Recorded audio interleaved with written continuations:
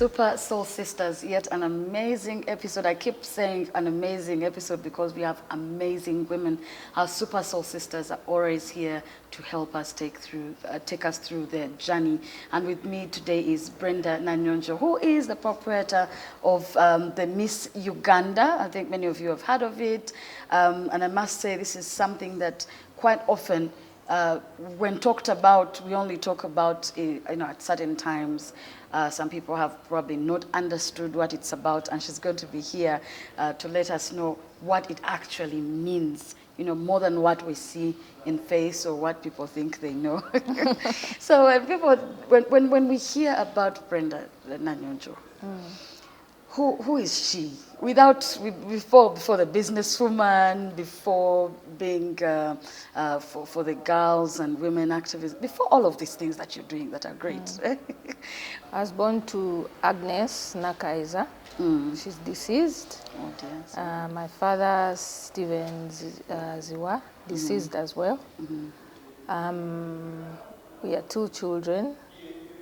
Same mom, same dad, Yes. me and my brother Kevin Ziwa. Okay.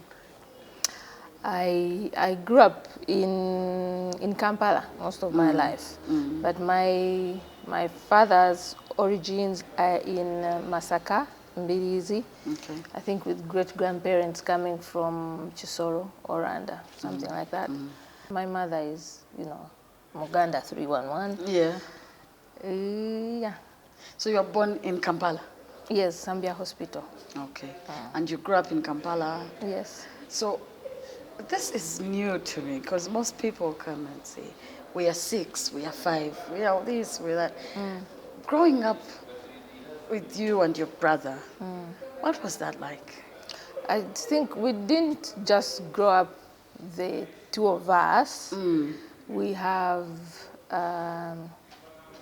in our family, we don't say cousins. We have We have brothers sisters, yes. and sisters, 3 of them, Sophie, Patrick, and Jackson. Okay. So we grew up like the 5 of us. Okay. From about, I would say from about 6 or 7. Yeah. So we grew up like that. Together. The 5 of us, yes. That's interesting.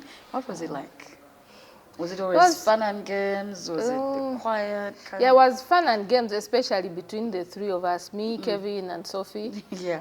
Yeah, and then just the 2 of them being the younger ones, trying to bully me. Yeah. In nature, I'm a peacemaker. I'm a soft person. I don't like confrontations. I don't like fights. Yeah. So, and for them, they can take, They were like- take it on anytime. Even now, as adults, they, they don't take crap from anyone.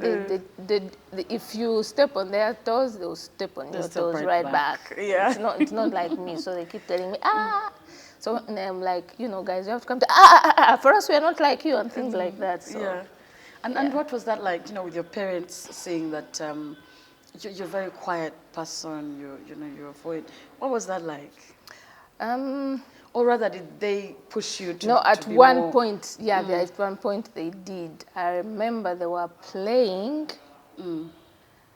and I don't know what happened between them. They started arguing. Then I went to, find out. I'm the bigger one, and then they told me, don't interfere. I was like, but you're fighting each other. Yes. They said, no, don't interfere. What? Then I think a glass broke and it cut. I think it cut Sophie or something like that. Then when I interrupted or interfered to see what was happening, then they both turned against me. I was like, so my mom, my auntie, but I grew up calling her mom, said, that's enough. Do not ever, ever let them get away with either being disrespectful to you or just being bullies to you. To you, yes. Don't do that. Don't let it happen, yes. So I think like a week after that, they had a fight. I tried to stop one of them. And I think it was Kevin chasing Sophie. Sophie fell. Then when I said, you shouldn't have done that, I was blaming Kevin. Sophie abused me. I beat them up, both. You're like, no, I'm not going to. Yeah, they never did it again. And people with few words are action people. So you didn't say much, but you just That day I beat them up. After the talk that I was given by mom, I said, no, I beat them up. Yes. So which schools did you go to? I went to Matale, Ngoyo boarding school, Matale. Before that I went to Nabageka Primary School. It used to be a very nice school in, should I say, between Old Kampala and Mengo. What was that? That was for primary, eh? Yeah, they closed it, I think, like maybe 10 years ago, something like that. They put a taxi park there. Oh, okay. What kind of school was it, or what kind of friends did you have and engagements you had? For that school, I don't remember friends very well. I was there for, I think, 2 years.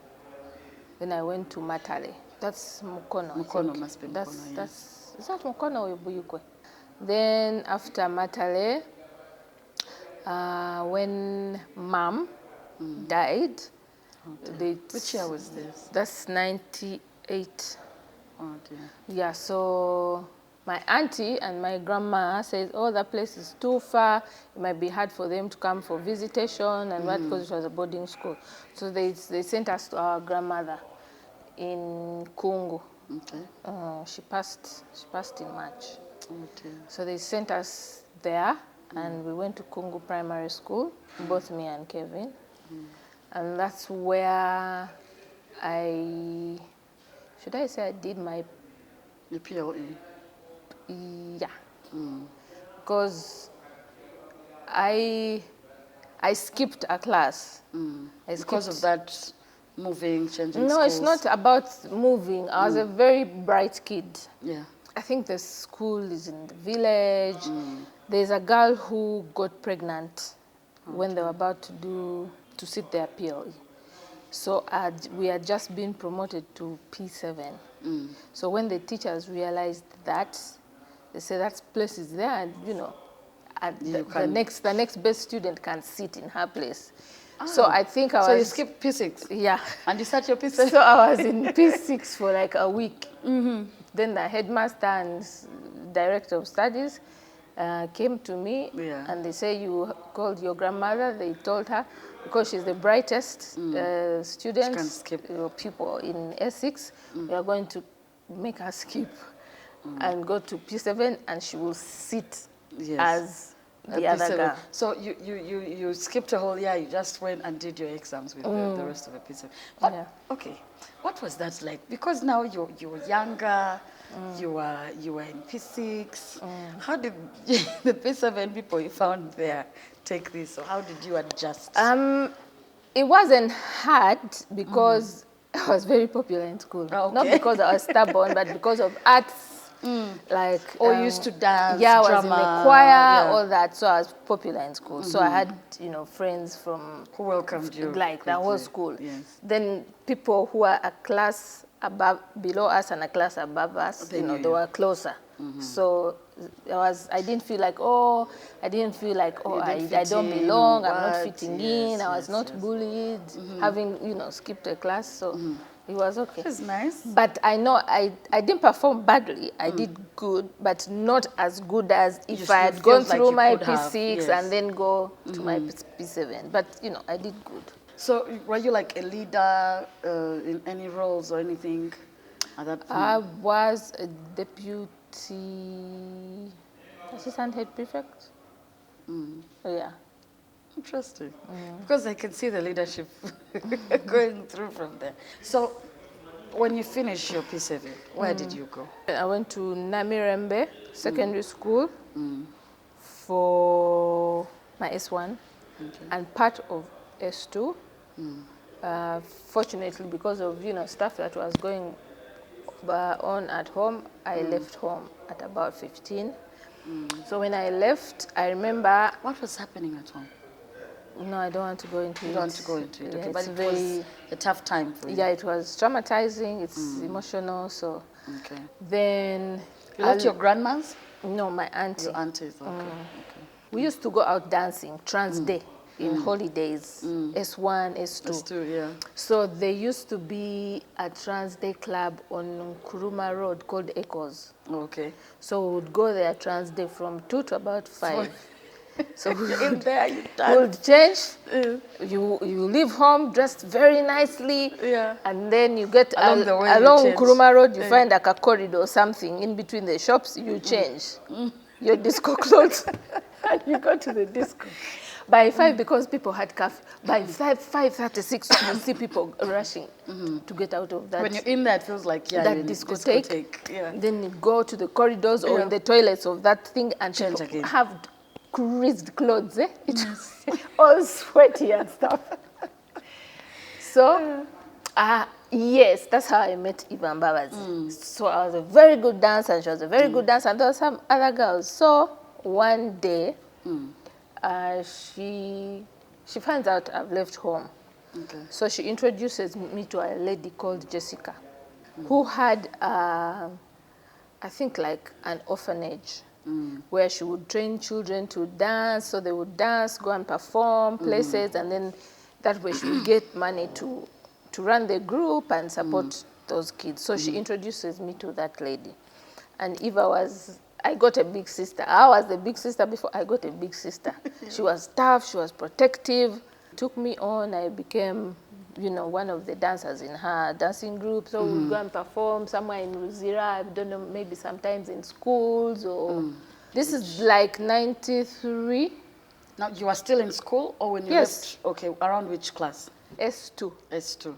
So you used to go for trans day in senior 2? It started in S1. Actually, there was Echoes, and there was another place near Bat Valley Theatre or Bat Valley Primary School. Was it St. Francis? But it was a school. But on the weekend, I think like their dining hall or something like that, Yeah, they would they turn will it remove into... all the furniture. Yeah. And then there is the DJ's box, whatever Yeah, there. yeah. Yeah. You had fun.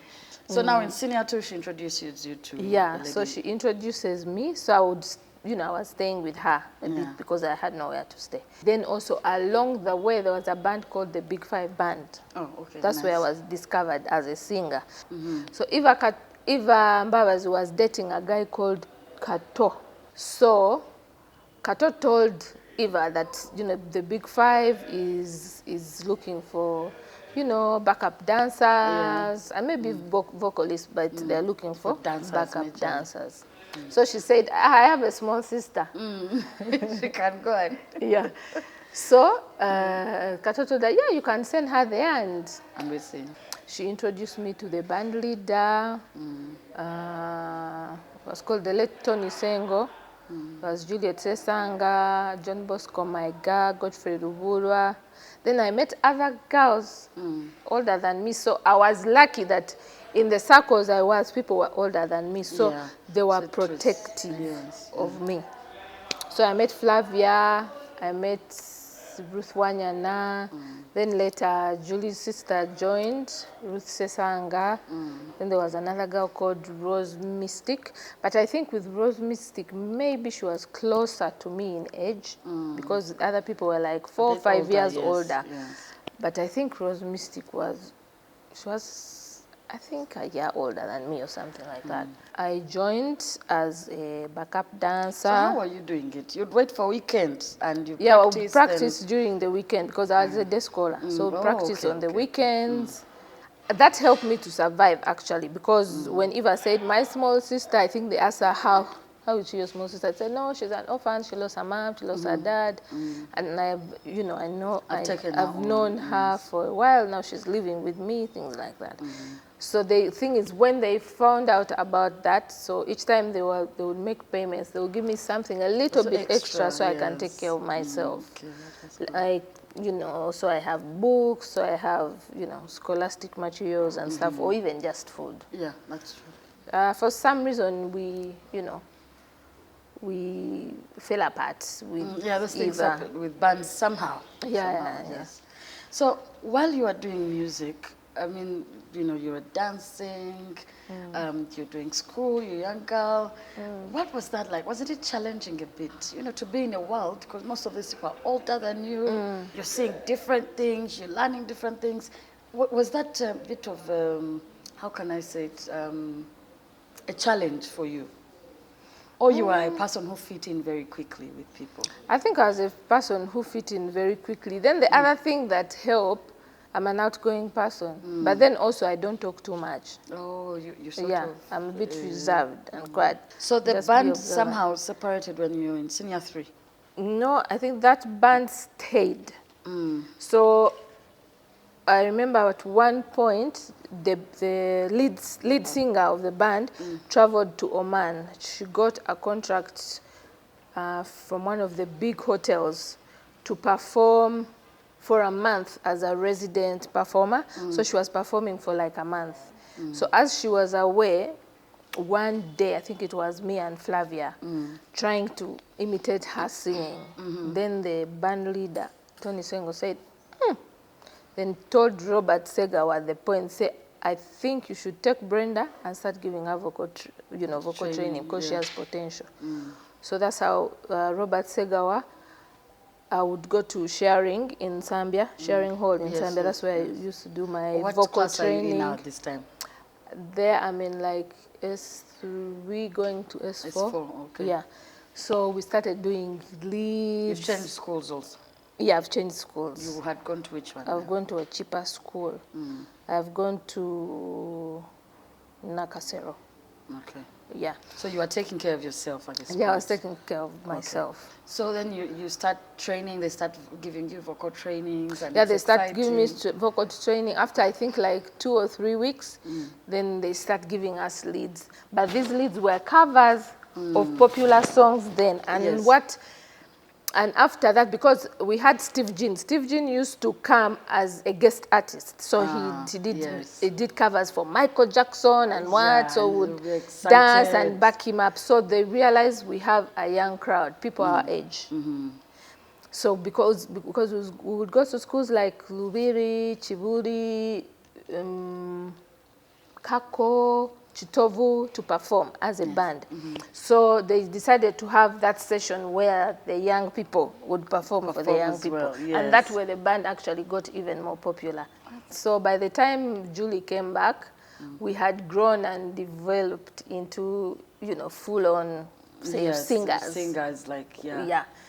So during the shows, now Julie would do her part. The time when she's resting, we would also go and do our lead parts. Yeah. Then when we are not doing that, we would, do the backup vocals for her. That's nice. That was interesting. How long did you do this? Because you were saying senior 3 going to senior 4. Even Yeah, I did that, then senior 4. Then senior 4, I think in my vacation, Abe Mchibi and Abe Mchibi, Mariam Dagire, Katodu Mama, they used to act in Black Pearls at Riverside Theatre.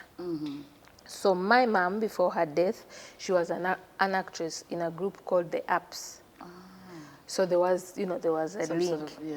Sort of, So they were growing and going away from the Black Pearls and starting their own stuff. They had just finished university and all. So they were scouting for talent. Younger, So they scouted me and Ruth Wanyana from the Big Five. Then along the way, they also scouted Ruth Wanyana's friend called Esther Kalibala, brought Ruth Kalibala. Oh, okay. Yeah. So that way we transitioned from singing and dancing into acting. Yes. But in acting, there was still a bit of singing and dancing, but it was more of folk music and performing traditional songs. Yeah, but I would still sing. When the chance came? Yeah, you did as sing. a guest, sometimes when we would go to dance, like Afrigos on Saturday, they would say, oh, come and do a song or cover or two. something, or a backup. Nice. And then some people would say, what are those small girls doing? Yeah, small girls doing in the club, but we were in the industry, so. Yes, that is true. And that time what was it like to act? Because you come from singing. How easy was it for you to get into the acting bit? I think seeing that the talent was already there, I did not know I could act. Okay. But they saw or they thought I could act. And then after 1, 2, 3 rehearsals, like, no, they have it. So they just, you know, mentored us and made us better. Our first production as AfriTalent was called Oda. Oda Chiragiro. Very nice, good play, but you can't act it now. They will throw you in prison. Yeah. Times have changed. So, but after that, when you started acting, you did that. Yeah, I did acting for a long time. You continued, you went to A level? Yeah, until university, until I think after So I you're was still balancing acting. school, acting, And music and sometimes. music sometimes. Yes. And you are doing this for yourself. You are taking care of yourself, paying your school fees. Yeah. So in A level, where did you go now? In my S5, I went to Desta. Oh, okay. Desta High School. It was in Rubaga. But I sat my S6 because Desta High School did not have a UNEB center. Yes. Yeah, it was not registered for the UNEB center. Okay. So they instead collaborated with Nakasero Secondary School. Okay. So I went back to Nakasero Secondary School. To sit for your, yeah, to sit for my S6.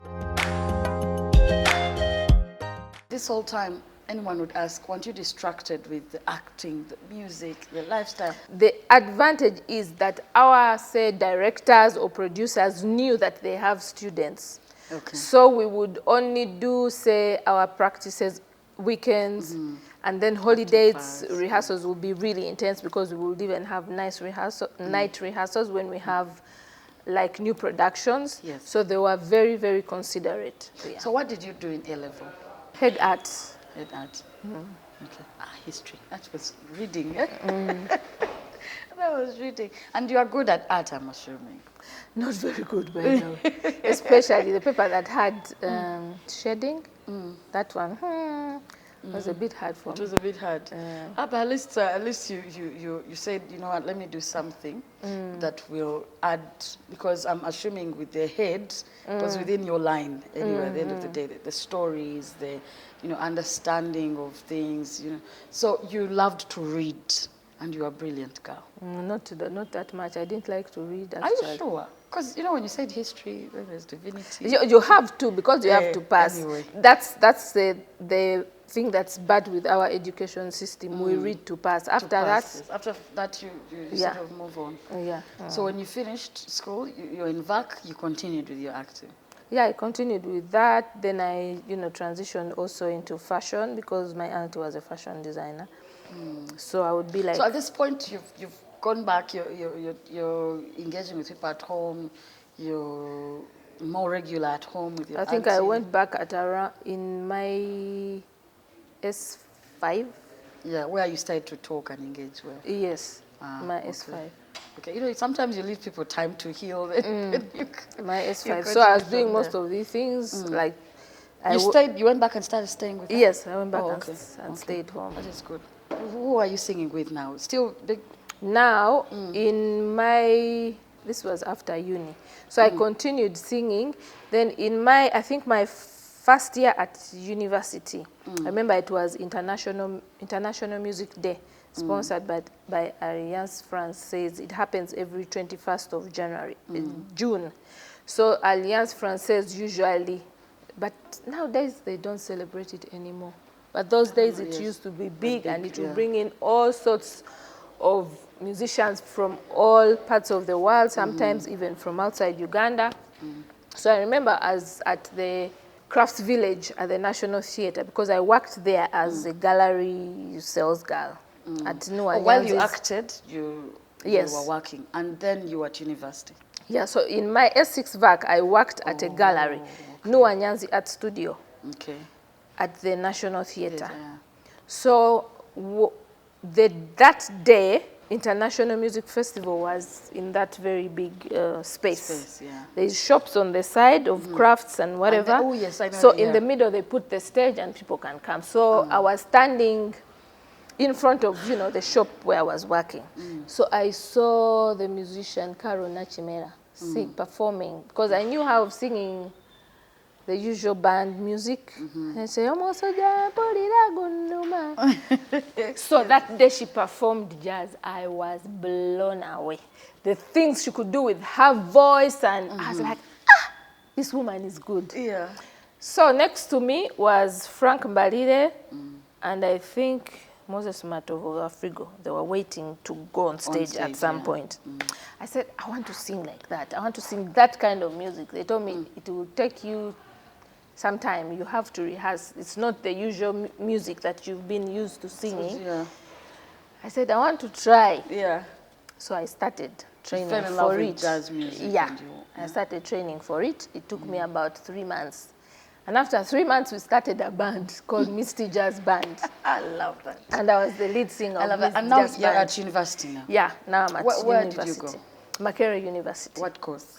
Music, dance, and drama. Awesome. So you're like, this is what I want to do, this is where I'm headed, and this is what I'm going to study. Yeah, so you improved yourself? Yes. Well, okay. After 3 months, we started the band, Misty Jazz Band. I was the lead singer. Fancy. Yeah, because it's jazz, it's fancy. It's fancy, yeah. So we got a gig.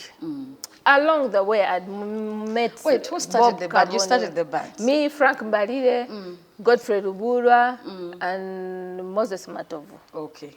These guys are big. They're like my fathers. Yeah. So they are also, I was still protected because these people are big. Godfrey Rubura was with him before in the Big Five. Yes. He was part of the Big Five. Now we are meeting again in Misty. So we went to Kampala Casino and met, interacted with Bob Cabonero. So he was familiar with my face.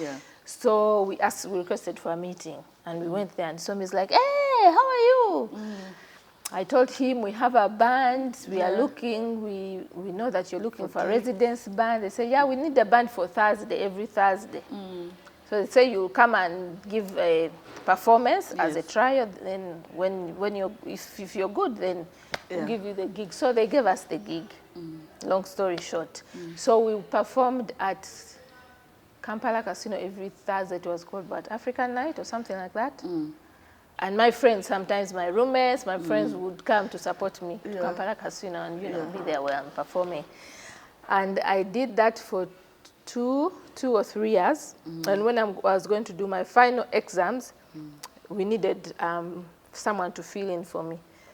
So Angela Kalule became the lead singer now, because after I finished my exams and all, I didn't come back. I didn't come back to Misty Jazz. So what did you do then at the time? Well, rather, why didn't you go back?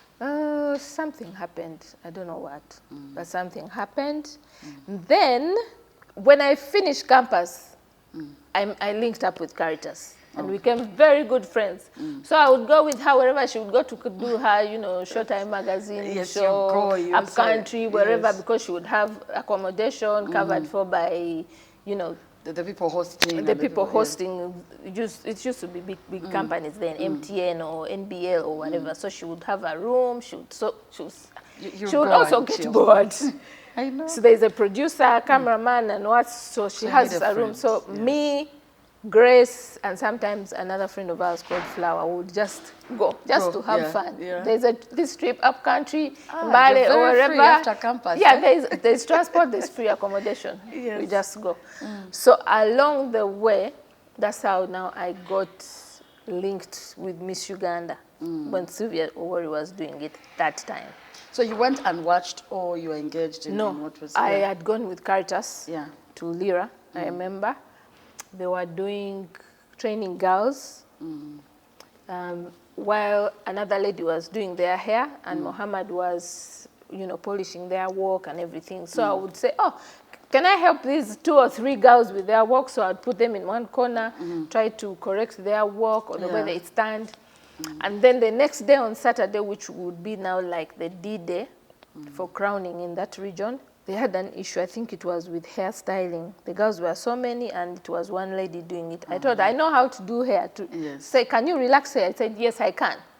I had another auntie called Susan. Growing up, who was a hairdresser. So you had influence of an auntie who was a hairdresser. Yeah, now that's... Then your other auntie was designing clothes. Yes. So all of these things growing up, you tried them. Yes. So at this point, you're equipped. Yeah, so I said, they said, are you sure? I said, yes. So I helped with relaxing the girls' hair, styling to... Yeah, the show would start, me, I would go in the audience, watch the show, and that's it. So the next region was Mbale. I went. I did the same thing. So there was a time they were going to Mbara. Caritas said, I'm not going. I think she had a family emergency or something. She didn't travel. So Bonnie calls me. There was a guy called Bonnie Okruju working on Sylvia's team. So he calls Sylvia Worry. I said, we are short on staff or whatever. So Bonnie calls me and says, hey, Brenda, are you coming? I said, no, I'm not coming. Caritas is not coming. So what am I coming to do? Yeah. Because she's my transport, she's my accommodation, Yes, you know, everything. meals and everything. She's not coming, so I'm not coming. He called Sylvia and told Sylvia, Sylvia, do you know that this girl, Brenda? Sylvia said, Brenda.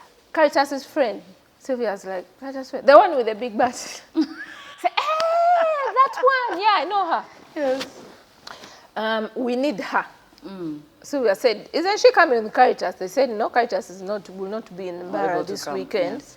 So Brenda said she's not coming. Sylvia said, ask her to get money or to find her way to Mbara, which I will reimburse her. Bonnie calls me back and said, can you get transport money? Get onto a bus, come to Mbara, then we'll refund you. Your accommodation, meals, what will be taken care of. So this just got interesting. I'm sorry. But we need to, you know, let people know where we are. We're here at Daughter Explosive on Ginger Road, okay?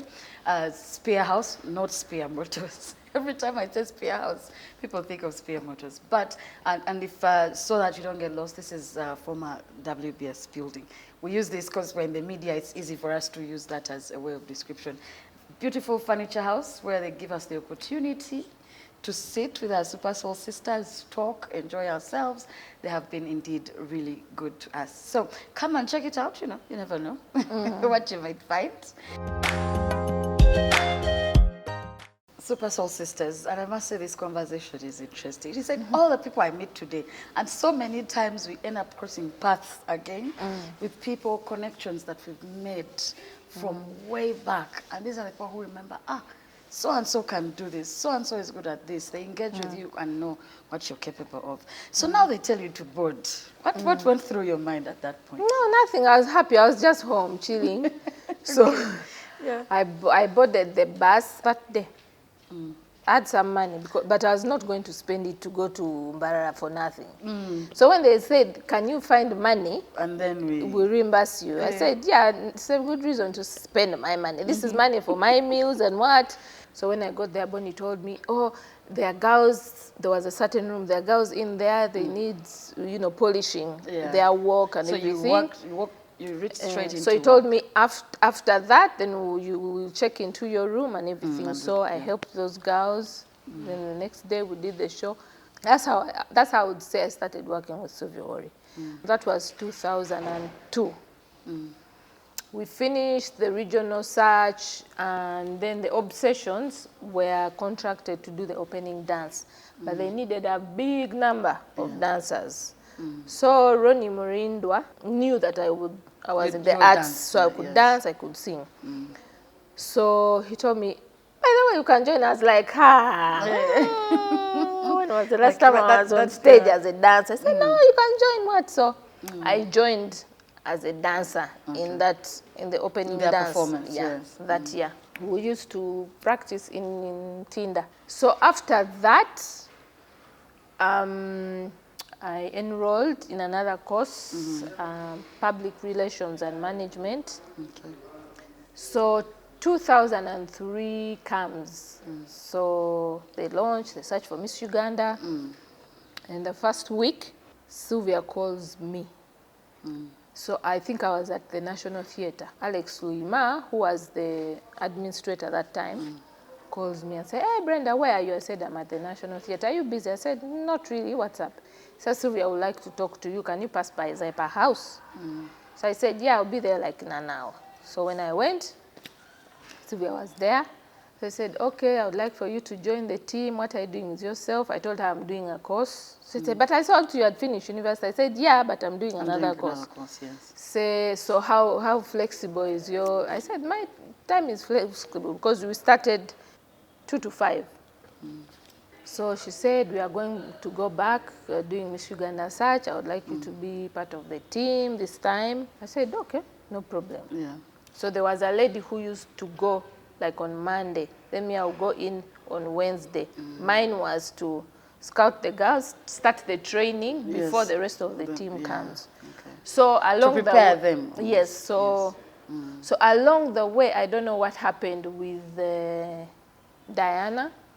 So when we came to Jinja, we did Lira and then did Mbale. So when we came to Jinja, they had to somehow give some of her responsibilities to me.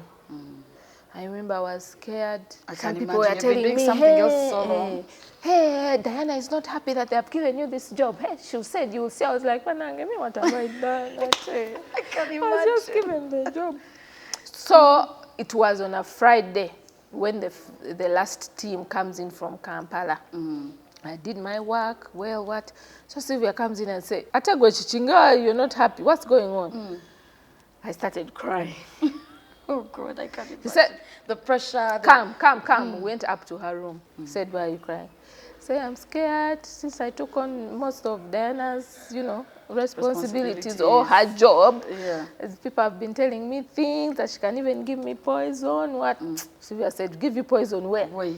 You told me your work is good. Did you apply for this job? I said no. It's me who called you. Yes. I saw something in you and I called you. Yeah. Then she told me something that I keep on telling people. You can never hide good work. Never. It's not like rubbish, you sweep it under the carpet. No, you can never hide good work. Good work is good work. Even if people say what about you, good work is good work. So she told me you can never hide good work. So you're good at what you're doing, and I want you continue to doing it. And one thing I appreciate Sylvia for is when she gave me an assignment, she let me do me. She never like breathed down my neck or really tell me, no, don't do this. Don't do it. Do it like you this. You make decisions and she comes back and so I would do things over. And then she would come and say, change this, change that, or you should have done this here. That's it. Fast forward, we did Miss Uganda. Then that year, Miss Uganda ended. She calls me again. What do you do after, This is done. I say this class, and then I have, that time me and my brother Kevin, we had registered KZ Entertainment. So I said, we have our company, we do ushering, product launches, things like that. I say, oh, are you guys very busy? We said, no, we've just started. We are not so busy. So busy, yes. So she said, I would like you to take on the responsibility of now managing Miss Uganda after she's been crowned. So I took on Salma Nasanga. So while moving with Nasanga, you're still doing your acting. Yes. You're still at school. At this point, yeah, I was doing, because that course was 1 year. I started it early 2003. Then I finished early 2004. Okay. What was it like to move? And it's almost like you're directing what Miss Uganda should be. It was challenging and, exciting at the same time. Because now I had to come up with, like programs or look for what Miss Uganda can do, some collaborations, make sure she's not just a Miss Uganda that is just sits just there and looking pretty. That's, we have some collaborations that she goes places. That's nice. Yeah. So after Nasanga, what did you pick from this? Of course, people's perceptions about models and beauty queens. Yeah, people had I remember there is a time, a very bad story was out, I think in Bukede. Then people would call the office and say, I have a private party, I need some girls at my house. I was, what? Wow.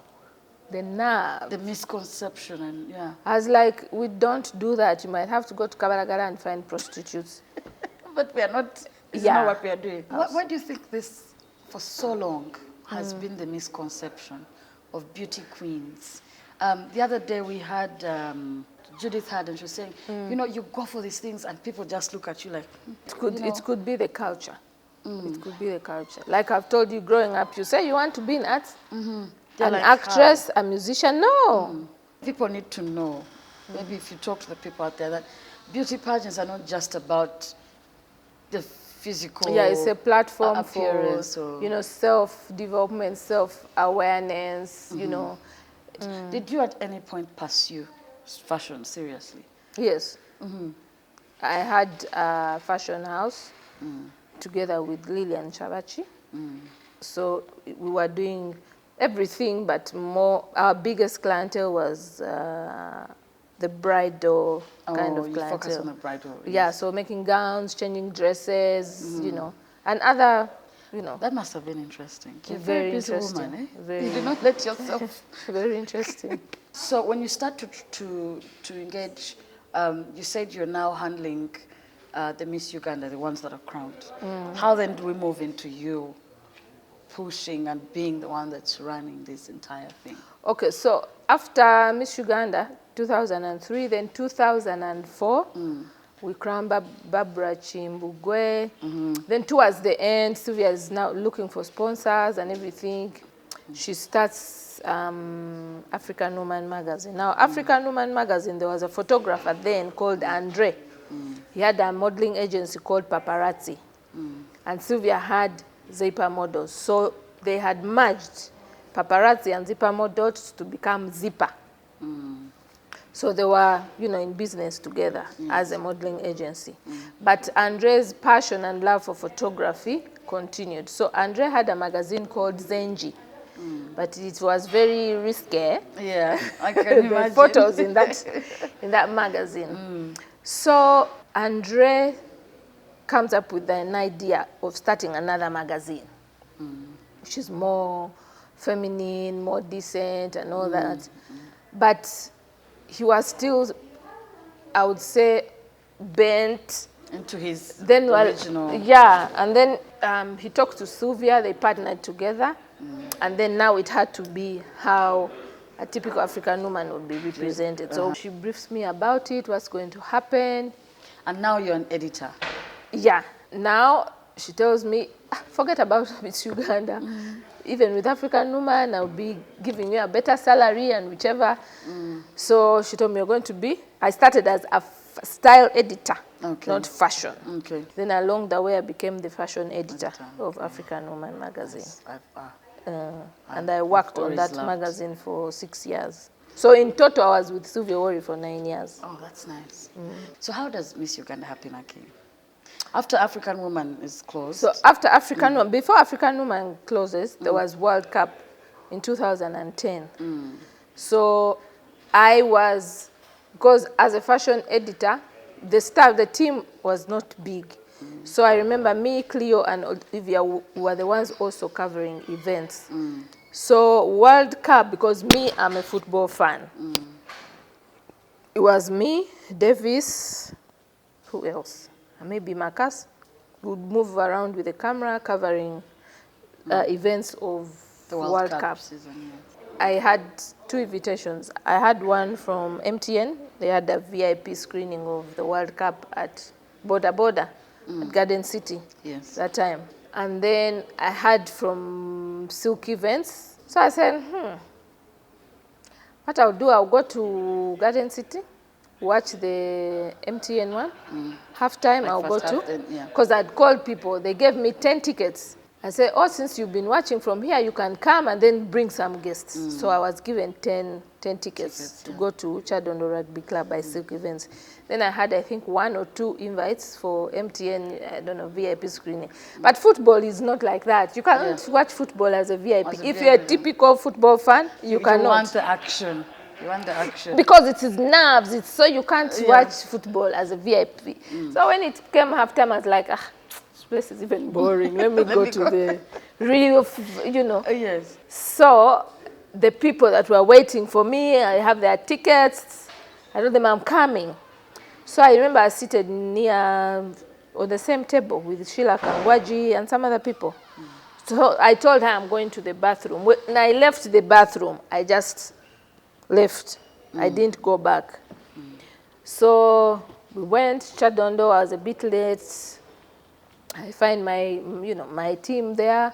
I distribute the tickets, we enter. I think the 87th minute, still no goals, what?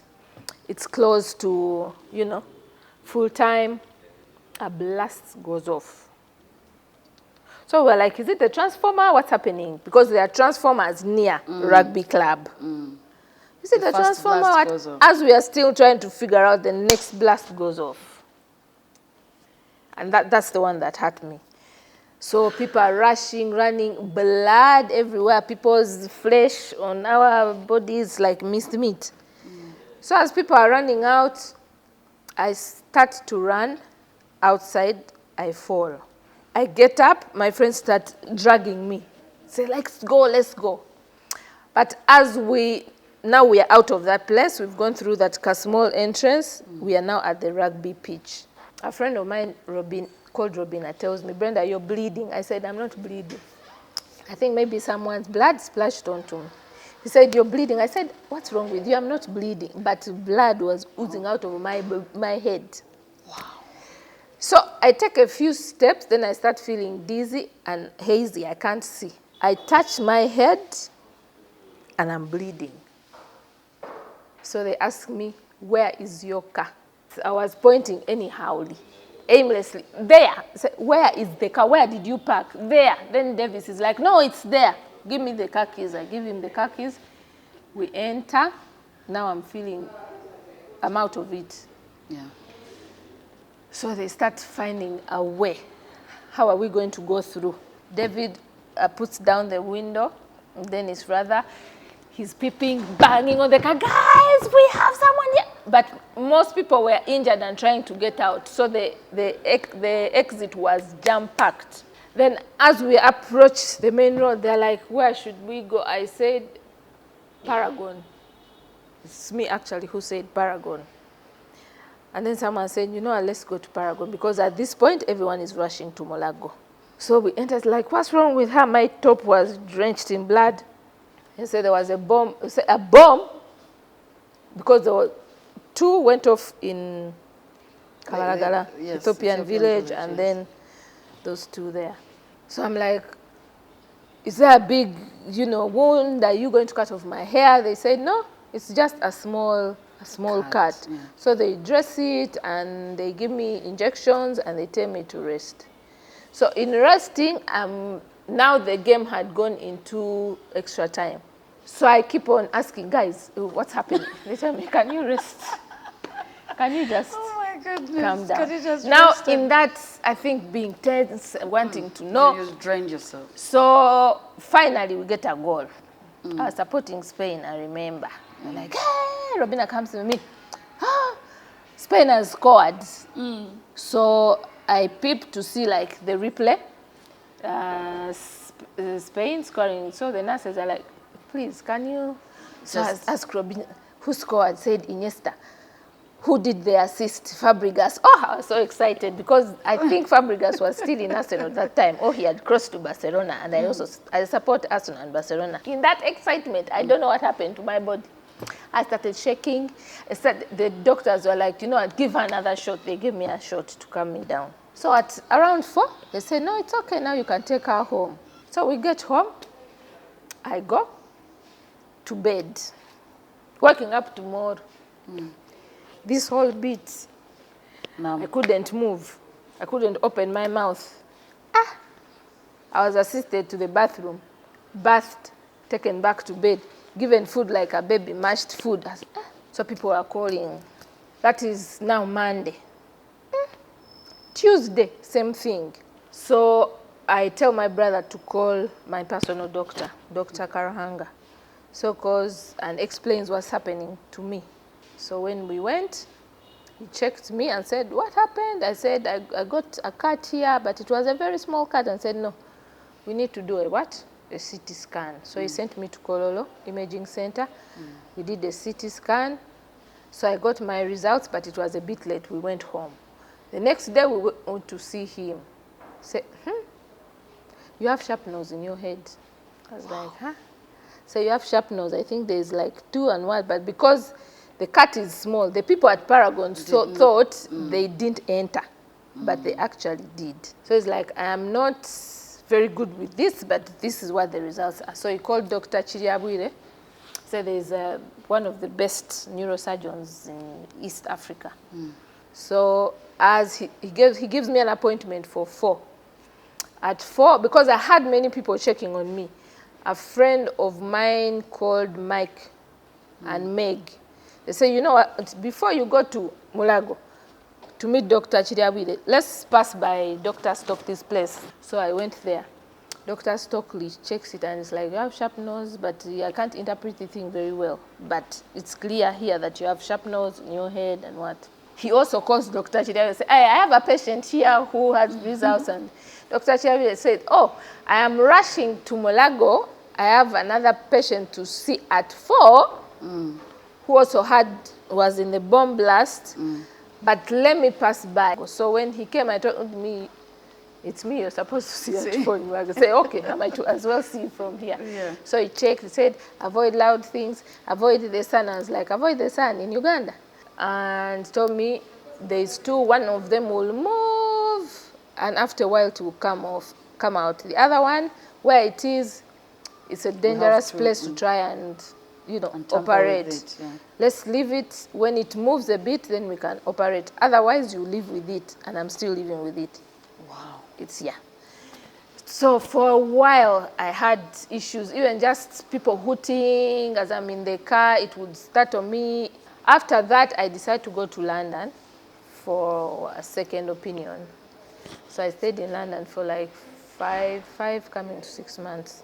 So while there, I met Bonnie. Bonnie, who called me in Mbarara to go and support. Yeah. Bonnie says, I heard you're still here. Are you still around? I'm still around. I'll come to see you. So as we were talking and reminiscing about Miss Uganda and all those things, he said, but why don't you do it? I said, I've been thinking about this for like so long, for so many years. He said, you should do it. You know what to do and what. I can support you. So we talked about it and left it at that.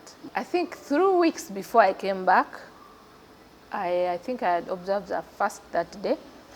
I said my prayers, then went to bed. When I went to bed, I think like in between sleeping and not sleeping, I just had Miss Uganda. That's all I had, loud and clear. A week before I came back, I started looking for the Miss World office.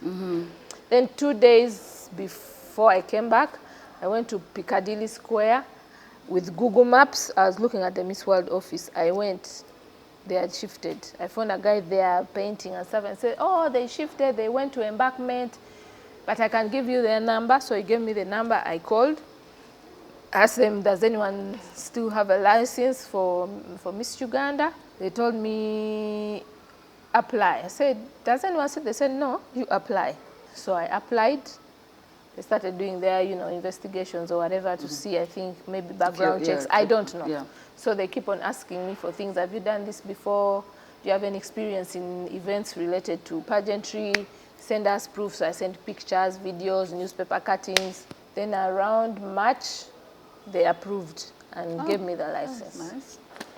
That's yes. Nice. And then the journey started. The journey started. Yes. So did you ever engage Sylvia or maybe to come sometimes and I told her it. When I got it, after it was, you know, like approved and everything, a month after, I told her, hey, I need to talk to you because that time I was also pulling away from African Woman. So, and yeah, she talked to me and said, you can make your decision, but I had already made my decision. Yeah, so for her, she was like, so, yeah, so what's going on now? Like, let people know as we wind up. When are you starting the search? Who is eligible? The search has started. We are going back to the regions because we have not been going to the regions for the past 2 pageants. We've added a new region, Miss Uganda West Nile, because they have been asking. Nice. So that's where we are starting. We are starting in Arua, then we'll go to Gulu, Fort Poto, Masaka, Jinja, then come back to Kampala. And who's eligible? 18 to 25 years old, not married, not with a child, no tattoos, Ugandan with a national ID or passport, consent from your parents with an education level of S6 and above. Those are the basics, really. And real quick, lessons that you've learned from all of this? Follow your passions, then don't give up, because I would have given up a long time ago. Build your social network. Yeah. Oh my goodness, I'm so glad I've met you. Mhm. Your story, because so many times you just see a newspaper. If you can do a simple cover for us as we wind up, I swear, as I sign out, as she does for us something small, just for memory's sake. For memories, one of my favorite covers that I've done, jazz. Maybe Fever. Ooh, I love that song. Please go ahead. You never know how much I love you. You never know how much I care. When you put your arms around me, I get a fever that's hard to bear. You give me fever. Nice, lovely. Now, until next time, my name is Rona Kajumba, and I must say, from us and the entire team, we do thank you so much for watching. Thank you. You're welcome. We'll keep bringing you more Super Soul Sisters. Good night.